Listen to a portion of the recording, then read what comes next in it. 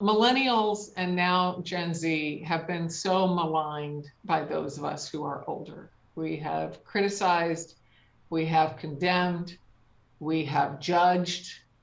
And what we saw growing young churches do is they didn't judge young people, they journeyed with young people.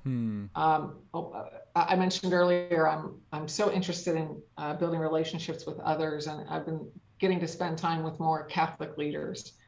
And Catholics talk about accompaniment, that a lot of mentoring is accompanying somebody else in their journey as you together journey. And that's what we saw growing young churches do. They had adults who were accompanying young people.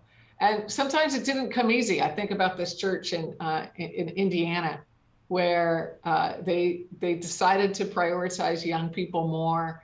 And there was one particular senior adult. She was in her late 60s. We'll call her Evelyn. Evelyn felt like, gosh, my church is now prioritizing young people instead of me, and I don't know how to relate to these young people. And so the pastor said, well, I'll tell you what, Evelyn, I'm going to put you on a committee with some young people. And so it was an intergenerational committee for this church of about 200 or 300.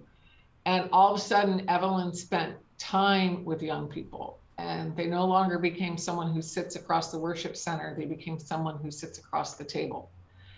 And in particular, and actually our new book, Jason, dives into this more, in particular, when we adults empathize with young people's search for identity, belonging, and purpose. Those were the three things that we saw growing young churches really focus on, and empathetically journey with young people. And as they're figuring out who they are, where they fit, and what difference can they make. And as Evelyn did that, as Evelyn asked questions, listened, shared more about herself, like she came to not only love young people, but they loved her in return. Wow. So, that's good news. We're not just talking about those of us over 30 who gravitate toward young people. We saw these thoughtful churches give all adults a vision for investing in young people that paid off.